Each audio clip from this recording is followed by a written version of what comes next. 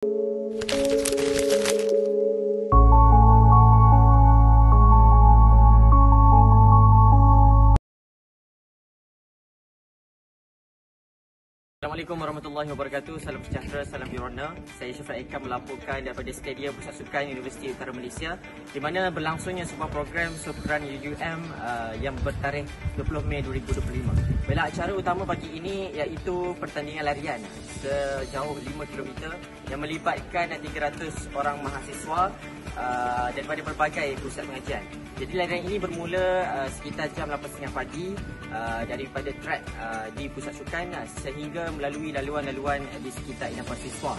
Baik, program ini juga dianjurkan oleh Majlis Program Pelajar dengan kerjasama Pusat Asasi Pengurusan, dan program ini bertujuan untuk menyemarakkanlah semangat kesukanan dan gaya hidup sihat dalam diri mahasiswa. Untuk makluman juga, setakat ini kami mendapat satu sambutan yang menarik lah, satu sambutan yang meriah daripada para peserta dan para penyokong serta pihak penganjur yang turut menyediakan pelbagai kemudahan di sepanjang program ini, antaranya kawalan keselamatan lah sepanjang trek larian tersebut dengan bantuan Jabatan Keselamatan UUM itu sendiri. Jadi teruskan bersama saya dalam liputan seterusnya bagi program Sukan UUM. Dah ada mic kat sini.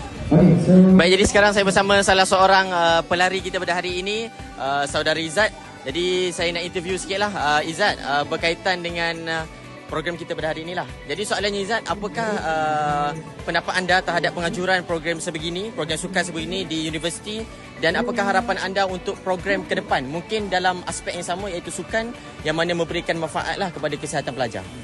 Pada pendapat saya, sukan ini amat bagus untuk pada para pelajar kerana ia dapat memberikan semangat kesukanan, dan khususnya kepada para pelajar. Mungkin selepas ini juga pihak penganjur juga boleh mengajak pihak-pihak luar, orang awam dan juga peserta-peserta yang lain lah. Baik, bersama saya sekarang pengarah program saudara Adam bagi Sokran UUM 2025 kali ini. Jadi saya nak bertanya sedikit soalan lah kepada Adam selaku pengarah program. Apakah perasaan ataupun apakah pandangan, apakah harapan ke depan lah terhadap program hari ini, sambutannya daripada para pelajar kita macam mana dan sebagainya lah. Adam, silakan. Okey, baik.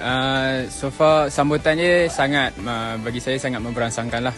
Dengan planning yang kita ada, kita dapat tarik dalam 300 lebih peserta yang untuk program pada pagi ini. So saya sangat gembira lah, saya sangat berpuas hati dengan tarikan dengan partisipan semua.